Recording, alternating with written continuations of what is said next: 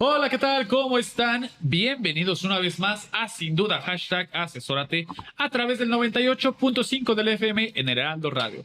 Mi nombre es Daniel Bouchan y como cada miércoles vamos a platicar sobre temas de negocios, temas empresariales y demás de la mano de nuestros expertos y de nuestro asesor de negocios al cual doy la bienvenida, Fidel Camarillo, vicepresidente del Consejo de Garrido Licona. ¿Cómo te encuentras, Fidel? ¿Qué tal, Daniel? Muy buenas noches, todo muy bien. Hoy va acabando el año, las empresas comienzan y los grupos empresariales comienzan a ver presupuestos, temas para el siguiente año, cómo van a cerrar este año. Pero hay un tema que hemos platicado, bueno, ya tiene ratito que no platicamos sobre los grupos empresariales. A veces uno piensa que no hay una fiscalización ardua hacia ello, hay ciertos mitos, realidades sobre este tema. Mira, sí, efectivamente, como tú comentas, ya estamos prácticamente en el último trimestre del año. Sí, ya están en presupuestos, viendo cómo cerraron y cuál va a ser el presupuesto del próximo año. Eso es fundamental y toda la mayoría de los grupos lo están haciendo. En el tema por parte de fiscalización de las autoridades a los grupos, yo te diría que sí revisan, incluso igual o se están poniendo como si fueras un tercero. O sea, puedes tener partes relacionadas o intercompañías, como le quieras llamar, pero desafortunadamente el SAT te dice, a ver, para mí está bien que seas parte relacionada, entonces tienes que tener más información, tienes que contar con un estudio de precios de transferencia. Entonces creo que la fiscalización puede ser todavía mucho mayor. ¿Por qué? Porque si ya agarraron a una de las empresas que a lo mejor trae ingresos medio raros, deducciones, saben que la otra va a tener temas. Entonces, esa es la parte que tenemos que empezar a cuidar y vigilar en este tema de revisiones para los grupos. Sí, y porque regularmente cuando traemos el mitos y realidades es porque escuchamos y venimos a platicar, desmitificar, déjame llamarle, porque escuchamos muchos, tal vez que lo toman a la ligera, ¿no? Y creo que es importante aterrizar estos conceptos. No, yo te diría que, a ver, si hablamos de grupos, la mayoría de los grupos son grandes contribuyentes. Exacto. Porque son grupos grandes. Sí. Entonces te diría que son los más fiscalizados porque son las empresas que dejan más para el gobierno. O sea, no es lo mismo cobrarle a una empresa que tenga una facturación de 100 millones a una que tenga de 10,000 millones, ¿no? A lo mejor los errores pueden ser distintos, pero pueden ser costos mucho mayor. Entonces, ese es el punto. O sea, las autoridades van contra los grandes contribuyentes o estos grandes grupos, porque saben que si hay algo que les pueden detectar, les puede llevar un buen dinero a sus bolsas. Exactamente. Y pues bueno, para entrar de lleno a este tema voy a presentar a nuestros invitados. Gabriel Ángeles, socio y director de cumplimiento fiscal en Garrido Licona. ¿Cómo te encuentras, Gabriel? Hola Dani, hola Fidel, todo muy bien, muchas gracias. Gracias por acompañarnos, Gabriel. Gracias. Y Enrique Márquez, asociado de controversia y litigio fiscal de Garrido Licona. ¿Cómo te encuentras? Todo bien, Dani, muchas gracias, Fidel. Gracias por acompañarnos para... Buenas noches. Seguramente desde su misma experiencia han escuchado muchos mitos y redes detrás de este concepto. Pues vamos a aterrizar algunos, porque hicimos un análisis de cuáles son los que se escuchan regularmente. Pues, ¿qué les parece si iniciamos con el primero? Mito o realidad. El SAT solo revisa a la razón social principal, o déjame llamarle a la más importante. Mito o realidad. No, es un viejo mito. Sí. Digo, un poco lo que adelantaban ustedes ya en cómo se está viendo como grupo. La realidad es que la autoridad hoy en día, con todas las herramientas que tiene a mano, ya sabe exactamente dónde atacar. Y algo que sabe que también ya le ha dejado la experiencia es que típicamente las entidades que parecieran secundarias o que no tienen tanta relevancia en términos económicos para el grupo, usualmente son las que dejamos al último y no tan blindadas. Y ahí es donde está atacando. Porque recordemos que precisamente en todo este entramado que existe en un grupo, lo que seguramente no está haciendo a una, lo va a impactar en la otra. Exacto. Entonces, es un mito el pensar que solo se revisa la principal. Yo les diría, al contrario, está atacando los distintos frentes que tiene a mano. Sí, y justamente en este mismo tenor, como lo comenta Gabo, muchas veces lo que hace la autoridad es, inclusive cuando está realizando alguna compulsa respecto de algún proveedor o algún cliente, de repente llega a hacerse de información que aparentemente no iba a tener la autoridad de manera directa. Y esos son focos que le prenden al SAT para poder llevar a cabo alguna revisión en cuanto a Pues temas buen punto. de ingresos, Sí. deducciones y sobre todo considerando que son operaciones entre partes relacionadas. Evidentemente, lo que una haga le va a impactar a la otra y el tratamiento fiscal que se le esté dando a las distintas operaciones, evidentemente, si algo no está del todo correcto, va a impactar y esto puede ser una cadenita en donde si bien empiezan a revisar a una que no tenga tanto volumen, eventualmente pueden terminar con la que tiene mucho mayor carga fiscal. Sí, a ver, el tema de el SAT es que tiene mucha información. Sí, sí, O sea, la totalmente. información que en los últimos años ha logrado obtener de todo el grupo, porque bueno, en Sí. materia de precios hay información que se les da de todo el grupo, entonces ellos ya pueden empezar a revisar pues qué tipo de ingresos traen, qué tipo de operaciones traen entre las mismas, ya sea con los México, con el extranjero. Entonces de ahí empiezan a ver qué pueden encontrar. O sea, puede haber temas de intereses, pago de servicios entre las compañías, que hay que ver si están bien documentados, si tienen una buena materialidad. O sea, te van a revisar como cualquier tercero. Pero la ventaja que tienen aquí es que ellos ya tienen amarrada la información porque se la diste sí o sí. Sí, a través del De alguna manera se lo diste, no, del dictamen, todo el tema de todo lo todo lo de precios de transferencia, local file, todo Master file. todo eso es información que le hacemos llegar. Sí.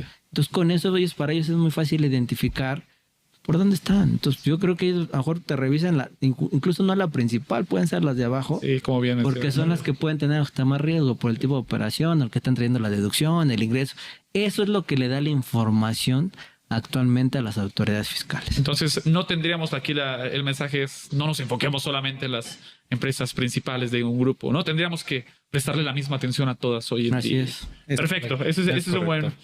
punto. Pues vamos al que sigue. Esta es buena. Mito o realidad, si facturo entre mis propias empresas o las empresas del grupo empresarial, no pasa nada. Mito o realidad. No, evidentemente también sería un mito pensar que no pasa nada. Por el contrario, inclusive muchas veces pueden llegar a iniciar la autoridad alguna revisión, incluso hasta de temas de sellos, por hacer un mal timbrado. En este caso, si tú lo estás haciendo incluso con una parte relacionada, con mucho más razón, haces que la autoridad se pueda enfocar en que te empiece a preguntar qué estás haciendo, ¿no? Y justamente cuando vienen los requerimientos del SAT, lo primero que te pregunta es qué tipo de relación tienes con esta compañía, que aclares la razón de negocios que existe, el por qué estás emitiendo tus facturas como la estás emitiendo. Y evidentemente, como lo comentaba Fidel, a veces esto recae incluso en temas de materialidad, verificar si no por el hecho de que tengan esta vinculación, pudieran tener por ahí algo que estuviera haciendo ruido por tema de algún servicio especializado, cosas de ese estilo en donde evidentemente cada compañía debe tener al corriente su cumplimiento y sobre todo no pensar que por un mal timbrado, bueno, más bien por no verificar el buen timbrado, no va a pasar nada, ¿no?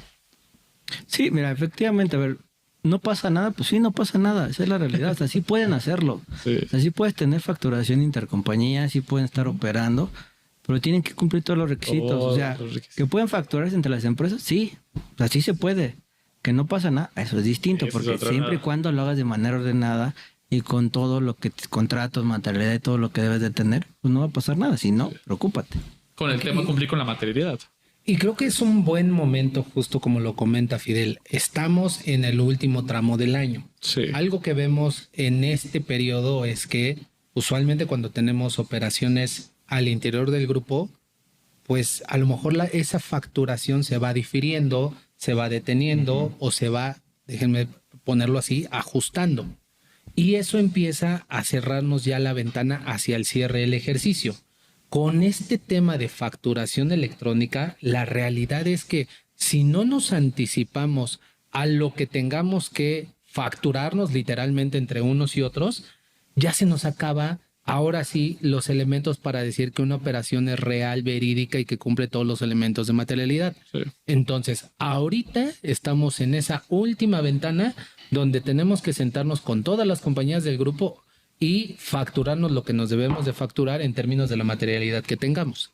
Perfecto. Esa está buena. Creo que a veces minimizan los riesgos. Creo que es importante hacerlo, pero hacerlo bien, como bien mencionas. Perfecto. Nos quedan un par de minutitos. Vamos con el que sigue. Esta es buena. Mito realidad, tener muchas empresas es un escudo ante las autoridades fiscales en un grupo empresarial. Mito realidad. No, pues en este caso el tema de tener muchas empresas, por el contrario, o sea, tienes muchos más frentes que cubrir, Muchas más obligaciones. muchas más obligaciones. Cada una de ellas tienen, en función de su tipo de actividad, tienen una serie de cumplimiento que debe de dar ante la autoridad.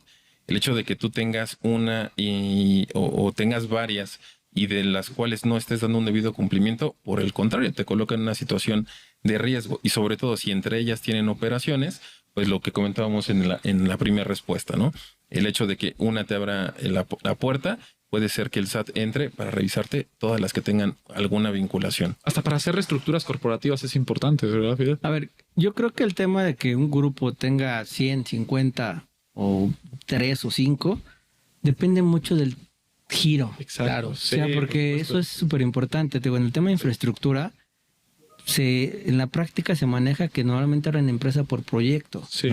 Y así los van a manejar. Y son proyectos que pueden durar 5, 10 o 20 años. Entonces empiezan a llenar de empresas, pero no es por querer no ahorrarse un tema fiscal o por un tema de optimización. No, es por un tema operativo que así la industria está acostumbrada a operar.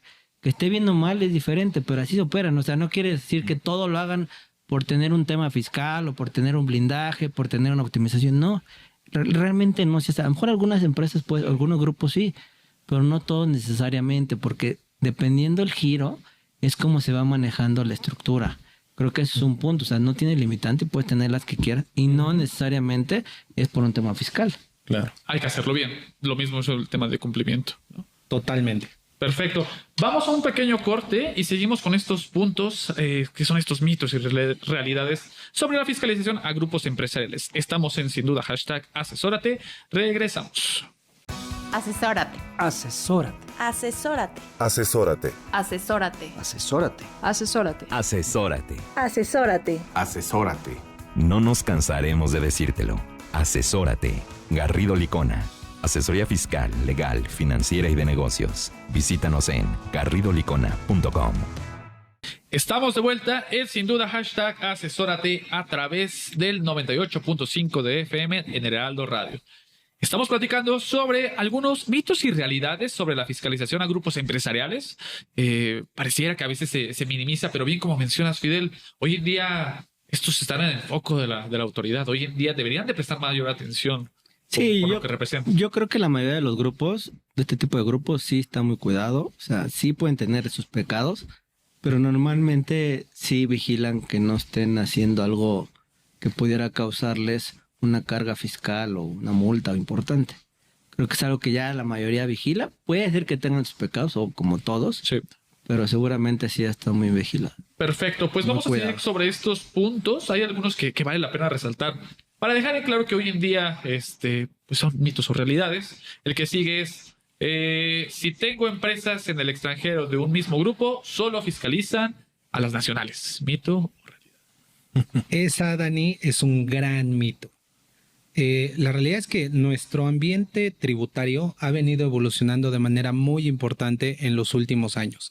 Hasta hace, pues ya tiene bastante años, a lo mejor unos 10 años, 15, existía precisamente este mito que si tú involucrabas a partes relacionadas del extranjero, entonces la operación que estuviera allá quedaba completamente aislada de las nacionales. Esta evolución que platicábamos ahorita consiste precisamente en que ahora la autoridad, a través de distintos cambios que ha hecho en las leyes, ahora sí te puede pedir información respecto de todo lo que estás haciendo con esas partes relacionadas al extranjero. Y es muy simple realmente, la verdad es que estaba muy a la mano la herramienta porque lo que hace es buscar qué elementos tienes para que tú puedas deducir lo que les estás pagando y también en el caso que tú estés obteniendo el ingreso, cómo lo debes de tributar correctamente y lo estás subiendo a tus bases. Entonces, en esta dinámica ya donde todo está interconectado, es muy fácil para la autoridad precisamente identificarlos. Ejemplo, tenemos ya, si hoy este tipo de grupos, que estamos hablando, como bien decías, Fidel, de ingresos de miles de millones de pesos, ya estas empresas ya se dictaminan. Sí. ¿Ello qué implica? Que a través del dictamen yo ya le estoy entregando a la autoridad la información de con quién estoy transaccionando, no solo en México, sino en todo el mundo. Además, como bien decía Fidel, ya le entregó a través de las informativas de precios, no solo lo que ya le confirmé en el dictamen, sino también la razón de negocios de por qué yo estoy entregando o haciendo esas operaciones con ellos.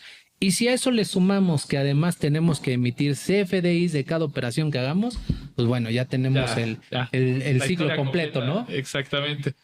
Sí, mira, a ver, el tema que hoy en día se tiene es que el intercambio de información, Sí. déjame decir, entre los países ya es más fácil. Antes solicitar la información de, mejor déjame llamarlo, el SAT mexicano al SAT de algún otro país, era muy complicado. Ahora ya no tanto. Entonces te puedes hacer llegar de información mucho más fácil por estos convenios que se tienen con todos los países en el cual te puedes intercambiar información. Entonces creo que eso te lleva, o sea que al final, a lo mejor dices, bueno, yo puedo cobrar impuestos a lo mejor a las empresas mexicanas de alguna manera, pero sí puedes estar cuestionando las operaciones que tienes con las extranjeras. Y si ves que el ingreso no tributó en ningún lado, pues vas a hablar con el SAT de cualquier otro país, decirle, oye, por aquí hemos tenido un tema, o le cobras tú o le cobro yo, pero de alguna manera lo estás fiscalizando. Sí. Yo así lo veo. No, y con la información hoy en día que se tiene, como bien lo mencionas, yo creo que ya ni siquiera es necesario tocar a veces la puerta, ¿no? Ya aquí te cobro o tú vas a pagar por lo que representa la parte relacionada en el extranjero, ¿no? Y sobre todo que no son esfuerzos aislados, ¿eh? Ojo, Sí. por ahí tenemos ya iniciativas internacionales que vienen directamente de la OCDE, donde precisamente lo que buscan es acabar con este esquema de erogaciones de bases fiscales. Sí. Ejemplo, el impuesto mínimo, que básicamente es, oye, entre grandes grupos estaban poniendo las utilidades en jurisdicciones preferentes, Sí. llamémosle así simplemente, y pues ahora ya las naciones, como decía Fidel, con estos esquemas están buscando sí darle un rastreo específico a través de los recursos. ¿Algo que quieras complementar? No, o sea, realmente, tal cual como lo menciona Gabriel Fidel, lo cierto es que la información está a la mano de las autoridades. Sí. Y si bien los procedimientos de fiscalización ya están establecidos, inclusive se contempla que cuando es necesario pedir información al extranjero se pueden ampliar los plazos hasta 2 años en auditorías, lo cierto es que esto ya es sumamente ágil y la realidad es que con toda la información que incluso las distintas jurisdicciones tienen a su alcance, ya es como lo menciona Fidel, simplemente ver con quién tienen que terminar de pagar, ¿no? Perfecto. Pues ese es un buen punto, porque a veces pareciera que solamente hay que enfocarnos en las empresas nacionales. Perfecto. Pues vamos a platicar sobre el siguiente. Este es un buen punto. Si a una empresa le cancelan o restringen los sellos digitales, las otras no se ven afectadas. ¿Mito o realidad? Bueno, aquí habría que distinguir. O sea, en principio, si el motivo por el que están restringiendo el sello es una operación con un tercero, definitivamente podría ser una situación en donde no pongan en riesgo al resto de las compañías del grupo. Sin embargo, si son transacciones que están ocurriendo entre las empresas del grupo, es una situación en donde eventualmente se puede ampliar el espectro de la autoridad al momento de estar fiscalizando, porque esto podría implicar que efectivamente están teniendo una mala coordinación entre las compañías al momento del timbrado, al momento de llevar a cabo las operaciones. Si hemos tenido casos en donde alguna empresa, que es como la que consolida todas las operaciones del grupo, por alguna situación irregular que ha presentado, inclusive en el mal timbrado de un CFDI, se ha llevado, digamos, de corbata al resto de las compañías. Y en lo que se hacen las aclaraciones, pues bueno, sí puedes tener el sello abajo de todas las compañías. Entonces, sí es importante, tal cual, estar vigilando el correcto cumplimiento de todas las obligaciones, incluido la emisión de un CFDI. Perfecto.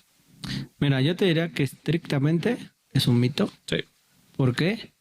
Porque no pueden, a ver, sí, te pueden cancelar a ti una empresa, pero no por eso te van a cancelar a todas. O sea, tú eres un contribuyente y te tienen que ver como una persona, Exacto. no como un grupo al inicio, ¿no? Sí lo pueden ver a nivel grupo, pero te tienen que ver como persona. Sí. Entonces no quiere decir que porque tú estás mal, todo lo de todas las demás empresas del grupo estás mal.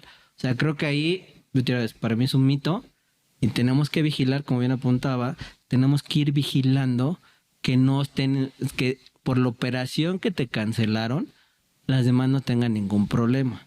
Eso es lo que tendríamos que vigilar, pero estrictamente si le cancelan una empresa, las demás no tendrían que tener problema. Perfecto. Y un tema que aquí usualmente nos preguntan, cuando hay cancelaciones en los grupos es ¿y qué sigue? Exacto. ¿Qué pasa después de? Y a veces la respuesta es, pues si me cancelaron en la empresa A, vamos a facturar por la empresa B.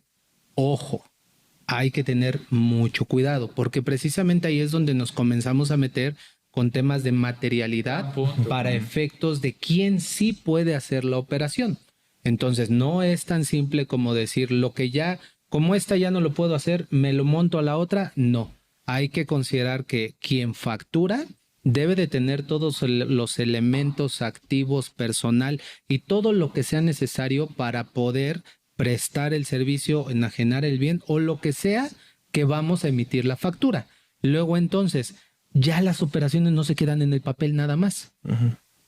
Eso hay que tenerlo muy en cuenta. Sí, creo que es lo que tienes que estar cuidando y vigilando, porque incluso vas a hacer actividades que ni en tu propia acta constitutiva dice que la puedes hacer. Que es común. Entonces eso es lo que hay que vigilar. Sí. Más ahorita con el tema de servicios especializados y todo lo que existe, ya no puedes hacer de todo.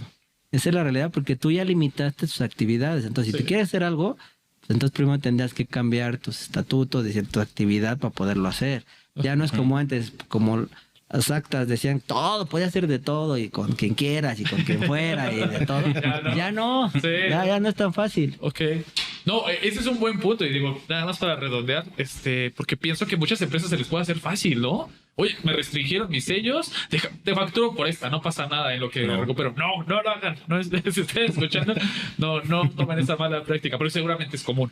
Es muy común, sí. Sí, la verdad es que hay que anticiparnos, hay que, en cuanto suceda, la verdad es que una cancelación de sellos, dicen por ahí, empieza a dar señales, ¿no? Sí, ya te llegó una carta de invitación, ya hay por ahí algún cuestionamiento por parte de la autoridad, entonces en cuanto empiece a suceder, vamos a atacarla porque impacta la operación. Ok, perfecto. Pues nos quedan 2 minutitos. Una última. Mito o realidad. Hoy el análisis de precio de transferencia ya no tiene el mismo peso que antes. ¿Mito o realidad? Igual, un mito del tamaño de... Siento que lo minimiza, ¿no? Este análisis, digo, en la práctica.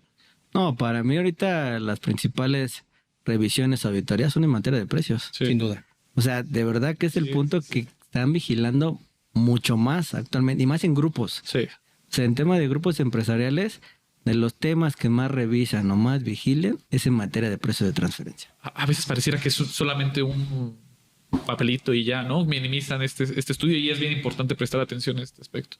Y justo ahí es donde, en lo que comentaba Fidel, a ver, ya estamos ahí, pero no estamos ahí solo porque sí. O sea, ya la autoridad identificó que además los precios de transferencia usualmente se están utilizando como una manera de incluso sacar utilidades, de hacer distintos esquemas para tratar de optimizar las cargas, a veces de forma correcta, en ocasiones no, pero tiene estas áreas de oportunidad que debemos de cubrir.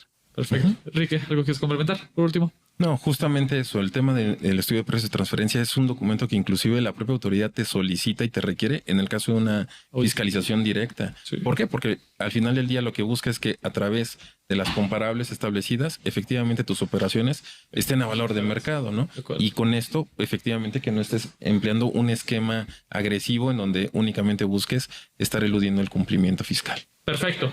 Pues se nos acabó el tiempo. Gabriel, muchas gracias por habernos acompañado. Te esperamos las próximas semanas. Sabemos que vienen tiempos ya de cierre, entonces vamos a tenerte aquí para platicarnos sobre dictamen, cierre y demás temas fiscales. Muchas gracias por habernos acompañado. Que te quedas con nosotros para platicar sobre un los gusto. temas. Perfecto. Fidel, vamos a un pequeño Muchas gracias, corte Gabriel. Gracias, y regresamos. Estamos en Sin Duda #asesórate. El outsourcing no es indebido y no ha desaparecido. Hoy se le conoce como servicios especializados. Lo que es indebido es que tú o tus proveedores no estén correctamente registrados ante la autoridad y no cumplan con los requisitos establecidos. Esto puede traerte consecuencias fiscales, legales e incluso penales. Evita riesgos innecesarios. Contáctanos. GL Working. Working for you. www.glworking.com. Estamos de vuelta en Sin Duda #asesórate a través del 98.5 del FM en el Heraldo Radio.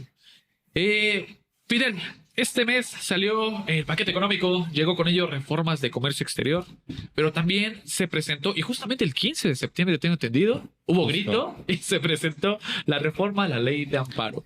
Hay cambios que son importantes. Sí, entendemos que hay cambios importantes en esta iniciativa, que es una iniciativa todavía y que hay que esperar a ver cómo pasa, pero creo que sí son cosas que tenemos que revisar. Digo, ha habido muchos cambios en temas de amparo, hubo cambios dentro de los nuevos tribunales, magistrados, o sea, este último, el cuatrimestre del año ha sido muy movido para los abogados por todos los cambios que ha habido y hay que ver cómo empieza a funcionar. Y este es uno de los cambios que se están proponiendo. La verdad no estoy seguro si fue por los mismos que están buscando, los que van a entrar, que sea de esta manera o cómo se está evaluando. Perfecto. Y para platicar de este tema, porque para serles muy sincero, queremos que nos traduzcan nuestros abogados a un lenguaje mucho más casual, cotidiano y sobre todo cómo le impacta al empresario. Creo que es ahí importante. Y para ello, Enrique, gracias por acompañarnos de nuevo para este bloque y presento a Yanet García, asociada de controversia y litigio fiscal en Garrido Licona. Muchas gracias por acompañarnos, Yanet. Muchas gracias, Fidel. Bienvenida, Yanet. Pues, parecía que no, pero sí estábamos platicando sobre, oigan, pues casi ustedes nos van a platicar de qué va, porque hay muchos cambios, pero sí queremos entender de fondo cómo impacta al empresario. Entonces, ¿qué les parece si iniciamos primero con qué es esta ley de amparo? O sea, ¿en qué consiste o qué es lo que regula? Sí, mira, básicamente para el tema de entrar en materia de lo de la ley de amparo, hay que entender justamente que el juicio de amparo es un mecanismo, es un medio legal de defensa que tenemos todos, empresarios, gobernados en general, para defendernos de actos de la autoridad. En este caso puede ser el SAT, la Secretaría del Trabajo, cualquier autoridad que veamos que pueda tener alguna injerencia en lo que nosotros realicemos en el día a día. Este mecanismo es el que nos da la posibilidad de defendernos ante algún acto que pudiéramos estar considerando nos está afectando. Hay amparos penales, ¿no? También para... En todas las materias hay, ¿no? Materia fiscal, materia penal, materia administrativa, civil, mercantil, todas las ramas. Sí, ahorita me acordé por el tema ahí de que tramitaron un amparo para que no los metieran a la cárcel. Sí. Pero no sabía qué era. Digamos que en términos más coloquiales, este medio de defensa te sirve justamente para proteger tus derechos fundamentales que están reconocidos en la Constitución. Como ya decía Fidel, órdenes de aprehensión, claro, tienes tu derecho a la libertad, pero hay otros derechos, por ejemplo, a la vida, a la salud, por ahí hay temas ambientales también, e incluso temas ya de certeza, ¿no? De qué es lo que está haciendo la autoridad. Necesito saber preciso y con detalle qué es lo que está haciendo la autoridad, y si no lo sé, pues puedo protegerme, e inclusive también tenemos por ahí amparos contra leyes, ¿no? A veces las leyes no son tan claras. Entonces yo presento mi amparo justamente para que obliguen a las autoridades legislativas pues a que me aclaren qué quieren decir con estas nuevas leyes, que esto es lo que vemos más en materia fiscal. Que al final es un derecho que tiene cualquier persona o empresa o persona moral, ¿no? A veces pareciera que esta palabra se ha llevado una connotación negativa, pero creo que es importante recalcar que es un derecho. No tiene nada de malo tener un amparo, ¿no? Sí, fíjate que en los últimos años... Y creo que el tema de los amparos ya como que no se creen ellos, ¿no? Déjame ponerlo de alguna manera. Más en el tema fiscal. O sea, yo diciendo en la materia fiscal, creo que de repente pues ya como no sé si los tribunales están encaminados a contestarte de alguna manera. Son muy pocos los que se han ganado en los últimos años. Claro. O sea, creo que son temas, a lo mejor estos cambios que están trayendo en esta iniciativa, estos que están proponiendo, pueden ayudar hacerlo como más ágil, porque pues, es un amparo ahorita decir, bueno, vamos a un amparo, bueno, en 5 años platicamos, ¿no? Sí, no, o sea, de verdad, sí, o sea, puede ser, o sea, se puede llevar hasta más tiempo, pero son de las cosas que de repente ya cuando uno va y dice a la empresa, oye, te puedes amparar. Bueno, sí, pero ¿cuándo? ¿Entonces para el 2030 o 2035? Bueno, a lo mejor, ¿no? O sea, son de los temas que no sé si con esta iniciativa van a ser más ágiles esos procesos o cuál es lo que están buscando. Sí. Una de las cosas buenas que están estableciendo en esta iniciativa es justamente el hacer un juicio de amparo mucho más ágil, más dinámico, considerando el tema de las notificaciones electrónicas y reduciendo algunos plazos, ¿no? Al día de hoy, por ejemplo, tú cuando tienes un amparo contra leyes, como mencionaba Yanet, llegas a una etapa en donde se celebra una audiencia y posteriormente se emite la sentencia. Hoy en día no hay un plazo mínimo establecido. Con esta iniciativa lo que se está diciendo es 60 días hábiles, más bien naturales, posteriores a la celebración de la audiencia, tú ya debes de tener tu sentencia, ¿no? ¿Esto qué implica? Que efectivamente ya le ponen, digamos, un poquito de presión al juez, al juzgador, para que te pueda dar a conocer una resolución. Esperemos en este caso que obviamente los jueces tengan la preparación y todo para emitir una resolución adecuada, considerando que les están restringiendo un poquito el tema del plazo, pero ya como lo decía Janet, te están dando una certeza de cuándo esperar una resolución y no esperarnos los 5 años que mencionas, ¿no? Que como bien apunta, esto puede ser positivo o negativo, porque si no tienen la capacidad para resolver, Justo. pueden decir, estar resolviendo ya cualquier esto- cosa, ¿no? Ajá, exacto, pueden sí, declarar Incluso cualquier- ahí sería la capacidad de personal que tengan para poder emitir estas sentencias. Digo, el juez no se va a poner a dictar Claro. la sentencia. Digo, hay otros encargados de dictar estas sentencias que son los que hacen los proyectos. Entonces, pues ahí está el tema, ¿no? Cuestionable. Si realmente les va a dar el tiempo para poder analizar 100% mi caso. Y otro tema relevante, digo, ya venía desde 2013, es el tema de la tramitación de los amparos, pero ya había a través de medios electrónicos. Esto desde 2013 se implementó en ley de amparo y hasta 2016 fue que ya se tuvo acceso a este portal, ¿no? Para poder ingresar los amparos vía electrónica. Eso ya existe hoy en día. Pero con esta reforma, como ya lo apuntaba Enrique, se hace mayor énfasis en que las notificaciones ya sean de forma electrónica. Y Ok. esto todavía nos va a dar un proceso de amparo mucho más ágil que lo que hoy está en día. Son buenas noticias. O sea, esperemos que sea real y todo quede bien, ¿no? La verdad. Pero es buena noticia, ¿no? El que sean trámites a veces que son muy burocráticos, papeleo y demás, que sean más ágiles, creo que es algo que se vale rescatar. ¿Qué aspecto adicional a esto viene dentro de estas reformas? ¿Qué otro aspecto? De los aspectos que pueden resultar un poquito cuestionables es el tema de la suspensión. En medio se ha hecho mucho ruido en torno a este tema. ¿Y qué es el tema de la suspensión? Que, por ejemplo, cuando tú promueves un amparo, a la par puedes estar solicitando la suspensión de lo que estás reclamando. ¿Esto con qué finalidad? Hasta que resuelva, ¿no? Exactamente, de que te puedan dar la oportunidad de que no continúe ese actuar de la autoridad que te está vulnerando durante toda la tramitación del juicio. El caso de escuela que siempre nos ponen, ¿no? Tú eres dueño de un inmueble, lo van a derrumbar, tú evidentemente puedes acudir al amparo, pero si no solicitas la suspensión, cuando acabe el juicio, pues ya lo demolieron, Sí, ¿no? sí. Entonces lo que buscas es, a través de la suspensión, que se mantenga vivo el objeto del análisis, ¿no? En este caso, el inmueble. Hay algunas modificaciones en donde básicamente lo que están estableciendo en materia de suspensión es que están abriendo como con mayores requisitos que tienen que verificar en el análisis por parte de los juzgadores para saber si te pueden o no conceder la suspensión.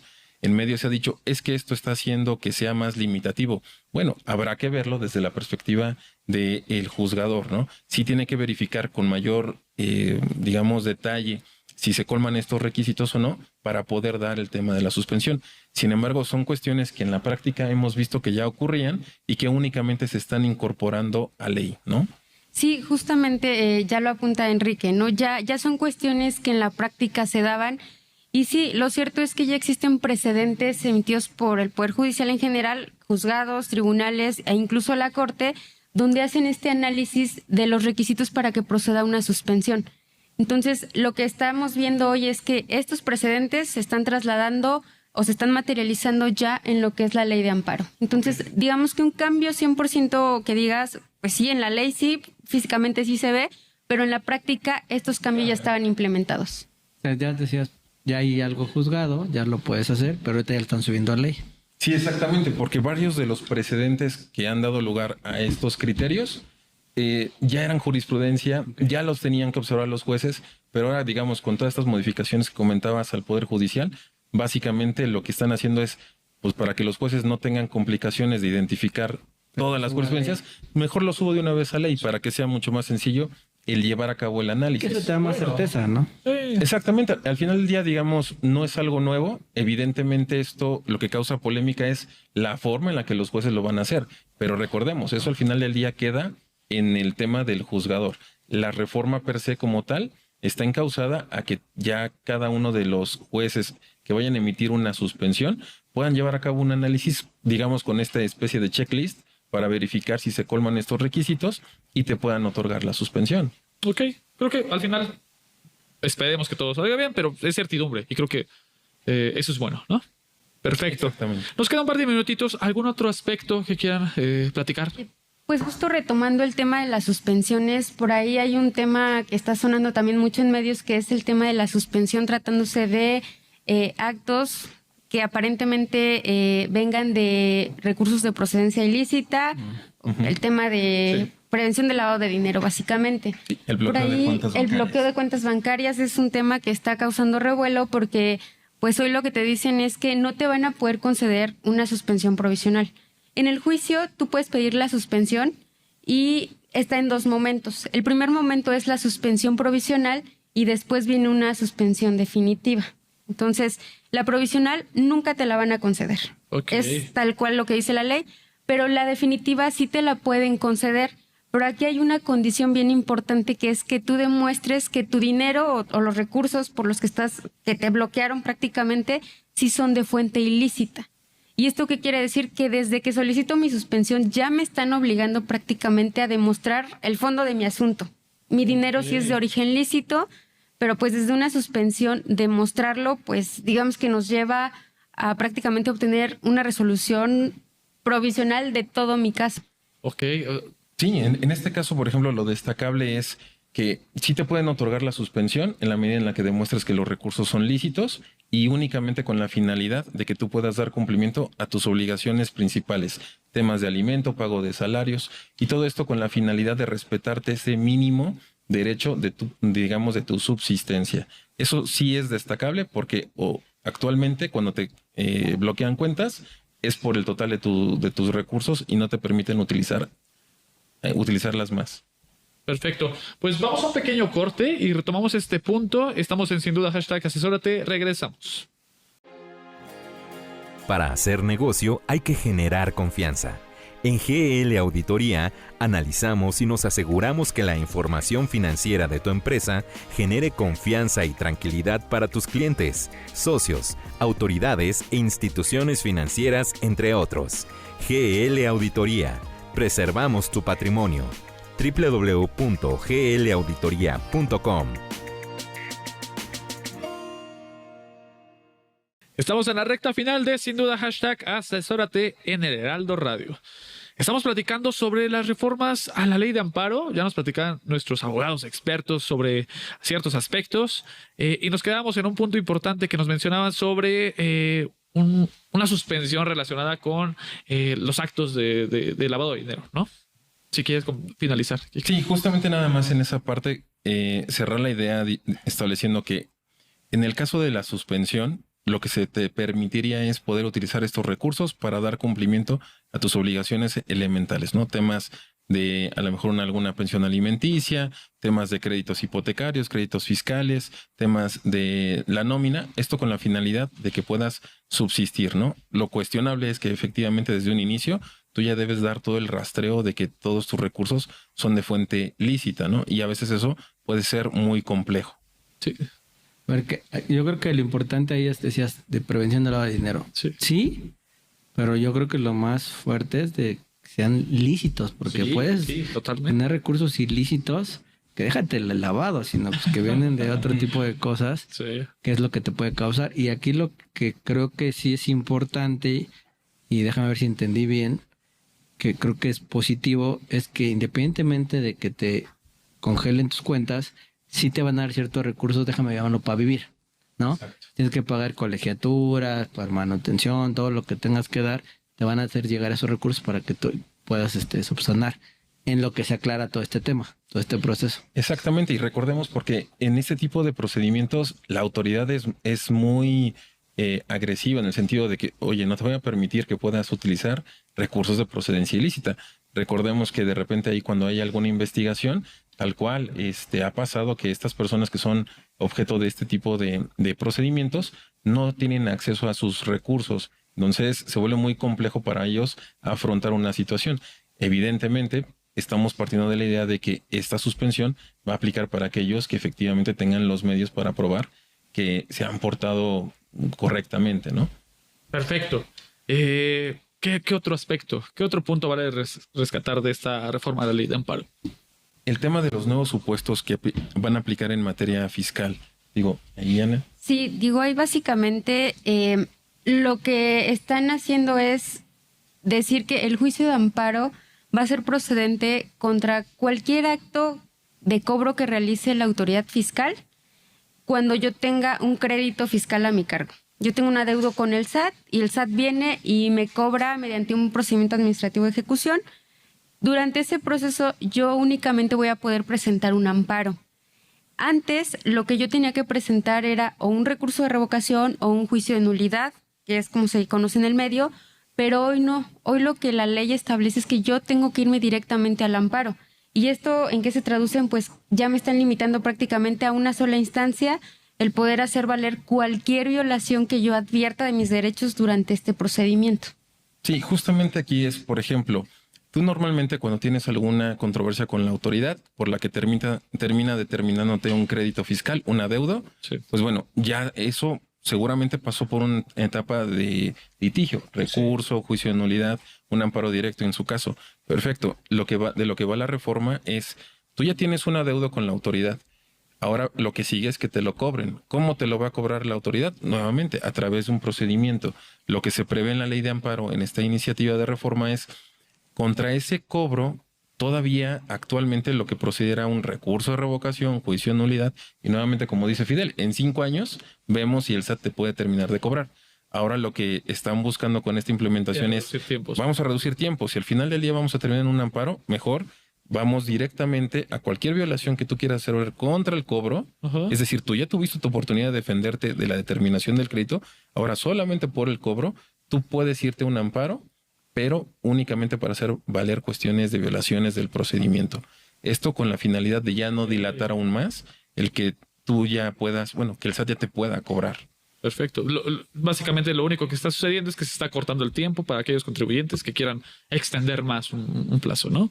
Sí, exactamente. Sí, bueno, aquí lo que también vemos, o con esta iniciativa, no solo se presentó esta propuesta de reforma a la ley de amparo, sino vienen a reformar también el Código Fiscal, que es el que me daba pauta para presentar este medio de defensa, pero también la ley orgánica del Tribunal Federal de Justicia Administrativa, comúnmente conocido como Tribunal Fiscal. Entonces, al reformar estos ordenamientos, pues prácticamente están estandarizando todas las normas que hoy en día me permitirían a mí presentar este tipo de recurso o juicio previo al amparo. Perfecto. Creo que este punto es importante. Aquí, a ver, ¿a quién beneficia? ¿Al contribuyente o a la autoridad? Pues definitivamente este sí es un cambio en beneficio de la autoridad, porque lo que se busca es, digo, sabemos de antemano que de repente llegan a determinarse créditos millonarios y se van interponiendo medios legales de defensa contra cualquier cosa con tal de alargar el procedimiento, ¿no? Y no llevar a cabo esta ejecución del crédito fiscal. Con esto lo que se buscaría es, a ver, yo sí te estoy respetando la oportunidad de defenderte de la determinación del crédito, ingresos, deducciones, de lo que sea que se trate. Perfecto, ya perdiste, ya tienes que pagarme. ¿Quieres defenderte contra a lo mejor un ilegal cobro? Perfecto, va a ser a través de un juicio de amparo, pero ya no a través del camino largo, que sería un recurso, un juicio, un nuevo juicio de amparo directo, que básicamente en todas estas instancias podríamos estar hablando que desde la configuración del crédito hasta el cobro mismo podrían pasar hasta 10 años. Ok, bueno, al final creo que sí es en beneficio de la autoridad, ¿no? Y bueno, otro punto aquí a resaltar, digo, con este tema de la iniciativa de reforma fiscal también, cuando tú te vas al amparo por estas gestiones de cobro a la autoridad, tienes obligación de garantizar el interés fiscal para que no inicien con más gestiones de cobro, ¿no? O sea, sí o sí tienes que presentar tu billete de depósito, porque por ahí en la propuesta de reforma pues te establecen que lo primero con lo que tú tienes que garantizar el interés fiscal es con un billete de depósito por el importe del crédito fiscal. ¿Y ese billete dónde se adquiere? En el Banco del Bienestar. No es comercial, pero es en el Banco del Bienestar. Okay. Entonces, pues digo, por ahí también hay polémica en, oye, ¿por qué con el billete de depósito? Si hoy en día yo podía hacerlo con otras formas, como la fianza, que sí representaba un gasto, pero al final ¿no? una garantía. De un bien. De hecho, inclusive, como está contemplada la reforma, bien lo dice Janet, en este orden de prelación está el billete de depósito, pero si no, la segunda opción que te dan es con prenda o con hipoteca. Es decir, lo que busca el SAT, o bueno, la autoridad en general, es ya la liquidez para que en caso de que eventualmente tu amparo no prospere, pues ya se puede ejecutar, ya se pueda cobrar. Exacto, esa es, digamos, que la realidad de lo que se reformó en Código Fiscal respecto de la forma de garantizar el interés fiscal y alineado con lo que establecen hoy en la Ley de Amparo, porque va a ser un cobro prácticamente express, no menos de 6 meses seguramente, pues ya van a poder ellos hacer efectivo el cobro si garantizaste con el billete de depósito. Ese billete de depósito es tu dinero. Básicamente es Que vas al banco, te dan ese billete, pues le dejas el dinero ahí guardado. Así es como si lo dejaras como en consignación para que en el momento en el que ya sea exigible, simplemente se haga la transferencia, ¿no? De los recursos. Ok, eso es un buen punto, digo, nada más para que lo consideren. Y nos quedan unos 3 minutitos. ¿Qué otros aspectos? Porque hay varios más. El último aspecto, o uno de los aspectos también más trascendentales y de los que se han hablado mucho en medios, es el tema del cumplimiento de las sentencias. Recordemos que en este caso, cuando nosotros vamos a un tema de amparo, lo que buscamos es que, perfecto, ya fui, le gané a la autoridad o me dieron la razón por ciertas circunstancias. Perfecto, ¿cómo yo puedo materializar esa sentencia que me fue favorable? Evidentemente, lo que se busca es me volteo con las autoridades y sobre ellas reclamo el hecho de lo que yo sea que haya ganado, ¿no? En este caso, algo que sí llama un poco la atención en esta iniciativa es que en el caso de del cumplimiento de sentencias, la forma en la que tú lo puedes hacer válido es a través de que se multe al funcionario público que no lo está haciendo, o bien que en caso de desacato a un orden judicial puede iniciar un procedimiento penal en su contra. ¿Por qué? Porque está atentando respecto de lo que tú ya ganaste en un procedimiento válido. Lo que se está estableciendo es que este tipo de medidas ya no van a prosperar en la forma en la que las autoridades o los funcionarios refieran y puedan demostrar que efectivamente existe una imposibilidad material o jurídica para dar cumplimiento. Es decir, ya se pueden excusar de dar el cumplimiento. ¿Y esto qué puede pasar o qué puede implicar? Pues que tu sentencia, aunque tengas una resolución favorable, pues que no la puedas ver nunca materializada. Esto sí puede ser preocupante. Sí, porque al final tendrían que pasar otros sucesos que no quedan en ti para poder tener la palomita. Déjame verlo de esa manera, ¿no? Exactamente. Incluso, pues, hay cuestiones que ni siquiera a lo mejor la autoridad dentro de sus facultades podría hacer para realmente cumplir la sentencia. Entonces, pues imagínate que se excusan de devolverte algo que te pertenece, ¿no? Entonces, ahí queda muy cuestionable del cómo voy a realmente materializar esa sentencia favorable que yo ya tuve. Ok. Es como el... Bueno, no voy a poner supuestos, pero sí, entiendo más. Aquí sería... A ver, que no me quedó muy claro. ¿Cómo sería el tema de una sentencia favorable, de un IVA, de un saldo a favor? Que te tienen que pagar intereses y muchas cosas que de repente ahí como que no lo hacen de una manera adecuada. Sí, por ejemplo... O sea, aparte, algo así, ¿o cómo estaría pues? Yo te lo pondría incluso en un ejemplo de una multa, ejemplo, emitida por la Secretaría del Trabajo. Okay. Sabemos que la Secretaría del Trabajo sí está facultada para multarte por alguna infracción que tú cometas, pero ellos no son una autoridad recaudatoria, eso lo hace a través del SAT. Okay. Imaginemos que tú te vas a un juicio, impugnas en este caso la multa y la ganas. Y eventualmente lo que tú buscas es, pues, págame la multa que tú me hiciste efectiva, ¿no? Pues lo que podría pasar es que te diga, entonces, Secretaría del Trabajo, es que, ¿sabes qué? Yo te la impuse, pero yo no te la cobré. A mí no me ha llegado. Entonces, yo no te la puedo devolver. Sí. Tendrías que voltearte con el SAT, con la autoridad que efectivamente recaudó. Esos detallitos son los que pueden dejar como de lado la efectividad de tu resolución. Podríamos llegar a esos absurdos. Oye, al final del día se ganó de fondo. La forma en la que se cumplimente la sentencia y se haga efectiva para devolverte el dinero que es un pago indebido, pues ya sería una situación que internamente tendrían que ver las autoridades de manera coordinada, porque para cobrarte, pues sí se habla, ¿no? Pero para devolverte, es ahí donde vienen los temas. Ahora sí ya me quedó claro. Perfecto. Pues se nos acabó el tiempo. Muchas gracias por habernos acompañado para platicar sobre esto. Creo que sí quedó claro. La verdad es que sí estuvo muy, muy buena la exposición. Entonces, gracias por habernos acompañado. Nos esperamos pronto en otro episodio. Fidel, nos vemos el próximo miércoles. Un gusto, Daniel. Mi nombre es Daniel Bouchard y nos vemos el próximo miércoles en otro episodio más de Sin Duda. Hasta luego. Bye.